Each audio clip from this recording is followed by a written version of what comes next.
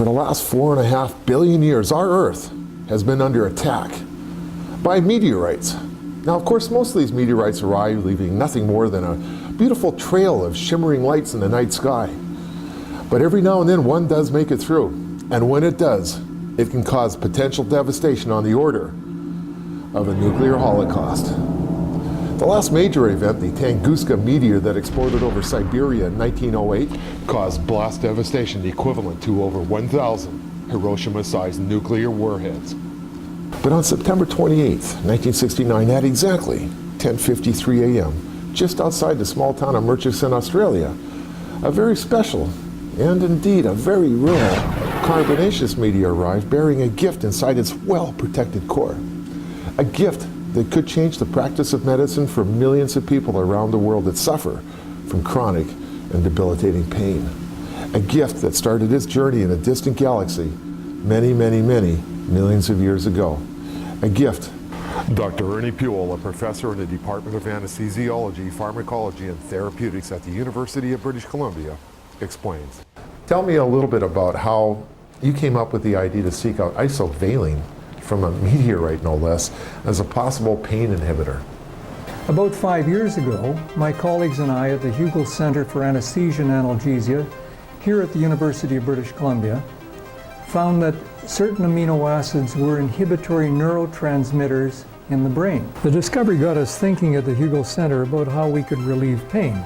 So we went to the chemists and we asked if they had chemical compounds that looked like these simple amino acids. And they came up with several, including isovaline. Isovaline was new to us. The chemists said that isovaline was first found on Earth in a meteorite. So meteorite source was hard to believe. Surprisingly, there were no reports of the effects of isovaline in the body. The chemists synthesized isovaline for us, and we experimented with it. In tests in our 3 laboratories, isovaline suppressed the excitability of neurons in the thalamus and had pain-relieving properties when applied to pain models. The actions of this chemical on neurons in the brain are unusual, and they suggest to us a new class of analgesic substances. How could this discovery change the face of medicine as is practiced today? Well, chronic pain affects a very large number of people in the world and is the #1 cause of disability. If one could develop a drug specific for this pain and without the limiting effects of morphine, then we all would be happier with our physicians. While speaking with Dr. Puhl, it suddenly occurred to me that we were talking about the possibility of a major medical breakthrough having arrived here on Earth from a distant galaxy billions of years away. I wondered what the scientific community had to say about this.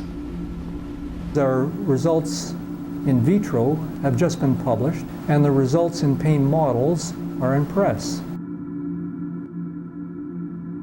Tell me about a world without pain. Well, pain is an important sensation, drawing attention to a problem. There are many forms of persistent or chronic pain. For example, backache. Severe pain that persists for a very long period of time can lead to suffering and serves no further purpose. On the other hand, people without their chronic pain would be happier and able to engage in useful activities. You know, we're living in an age where there's a lot of attention focused on the cost of drugs. What about the cost of this? Isovaline would be inexpensive given reduced manufacturing costs. After preclinical and clinical studies, it may very well turn out that isovaline is not the ultimate drug. However, a derivative of isovaline may be more costly. It's hard to say. Dr. Puhl, I remember a few years ago a drug that came out supposedly for treating heart problems. Turned out that Rogaine wasn't that great for the heart, but it sure grew a nice head of hair. In the event that isovaline turns out to not be appropriate for pain inhibition, is there any thought that it might be useful for something else? The actions of isovaline on neurons suggest an anti-epileptic property. Having just barely grasped the notion that one of the biggest breakthroughs in medical science landed here via a meteorite, I now wanted to know if Dr. Puhl was aware of any side effects.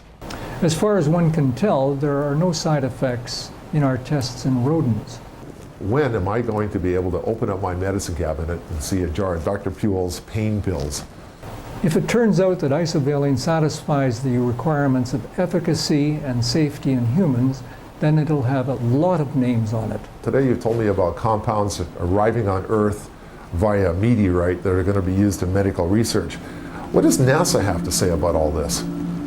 NASA scientists found that meteorites with isovalene have more water. They suggest that this has something to do why early life on Earth chose 20 left-handed amino acids over right-handed ones. Isovalene may help them in their quest for extraterrestrial life. People are going to be watching this segment, are going to be thinking what you've had several years to think about. Why Earth? Why this compound? Explain. Extraterrestrial life may incorporate isovalene in chemical makeup. Since it arrived here from space, it's surely from a distant land. I am as intrigued as anyone else would be about potential implications of the reason for its existence in a meteorite.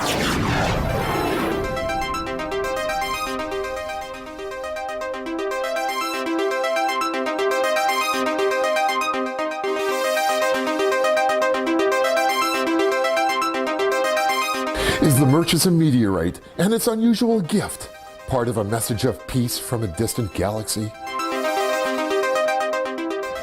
This is Percy Von Lipinski for CNN iReport.